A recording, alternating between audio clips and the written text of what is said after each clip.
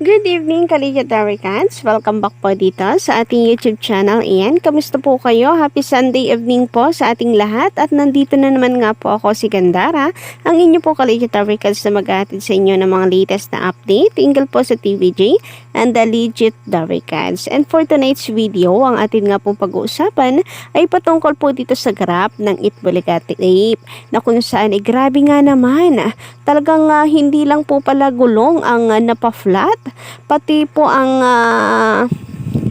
ang graph nitong tape Itbulaga na kung saan ay gamit na po nila or kumbaga ano na sila mas advantage na sa TVJ kung tutuusin. Mas lamang sila kung tutuusin sa TVJ. Bakit?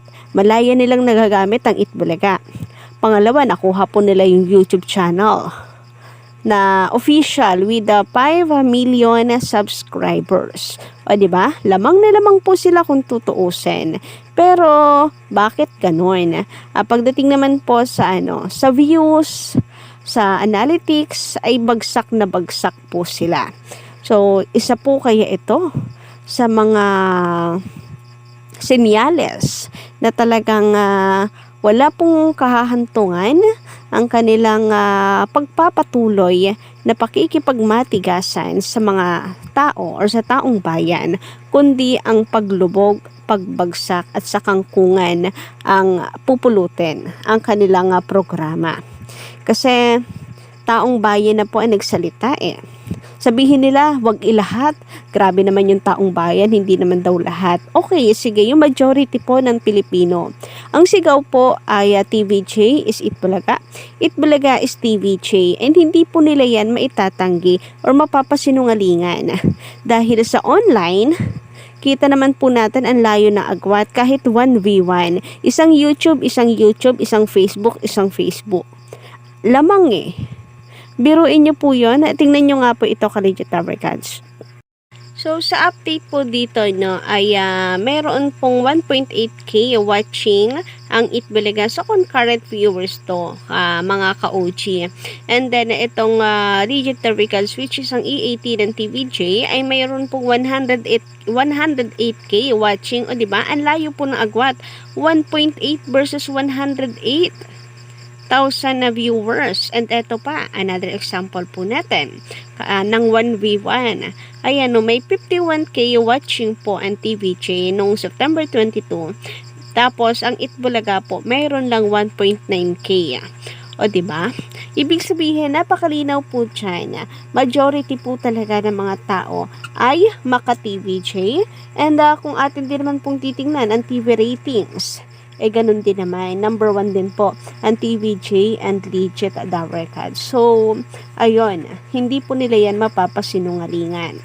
And about po pala sa graph ng Itbulaga ay bago po natin yan pag-usapan, nais ko po pala muna na i-shout out ang ilan po sa mga masusugid po natin taga-subaybay. And kung kayo po bago lang dito sa ating YouTube channel, maaari po ninyong pindutin ang subscribe button and notification bell para maging updated at una rin po kayo sa mga nilalabas po nating balita.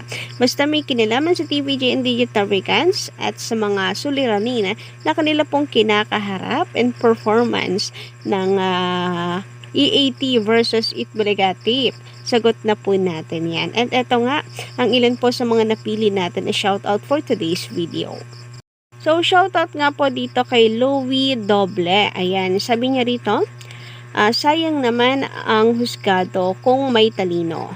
Kasi para mo mapatunayan kung sino talaga ang tunay na may gawa ng Itbulaga. Bakit na di na lang panoodin ng unang palabas ng Itbulaga, 1979 nag-ere ito. Wala pa ang tape ink. 1981 dyan na pumasok ang tape. Sila na producer ng Itbulaga. Kung iisipin lang ng korte, sino talaga may-ari ng Itbulaga? 1979 nag-ere ang TVJ ng Itbulaga. Tapos 1981 pumasok ang tape ink. Napakadali. Sino ang tunay na may-ari? So yan po ang komento ni Sir Louie hinggil po dito sa Itbulaga na titulo. Samantala, shoutout din naman po dito kay Sir Norberto Ragin. Ayan, maganda rin gabi sa inyo. Sabi niya, paano na palabas nila kung puro ads na lang, puro na lang ads mapapanood. Habaan nila time slot nila. Kaya nanonood ang viewers para sa EAT at TVJ. Baka nanlumo o manlumo at tabangan ang mga viewers kung puro ads na lang mapapanood nila. Well, itong komento na to maaring hati. Kasi ako naman, okay po ako sa mahabang commercial ng TVJ kasi knowing na marami silang commercial, ibig sabihin at malaking patunay lamang po yan na maraming nanonood at marami pa po silang matutulungan dahil dyan po sila kumikita. About naman dyan sa mga baka manlumo, po pwedeng kalhati rin. So may kalhating kagaya ko na happy na malaman na marami pong commercial, kaya nga tayo ay ina-update pa natin yan kung gaano karami at gaano katagal versus pa dun sa tip na Itbulaga. And meron din naman na baka nga tamlayin. So ang best solution, I think nga, po pwede nilang habaan yung kanila pong oras. Pero syempre, depende pa rin naman po yan sa TVJ. Again, alam naman po nila yung kanilang ginagawa and alam nila kung ano po ang kulang. Kaya nga araw-araw, nakikita po natin sa puro pa-improve lang ang kanila pong focus.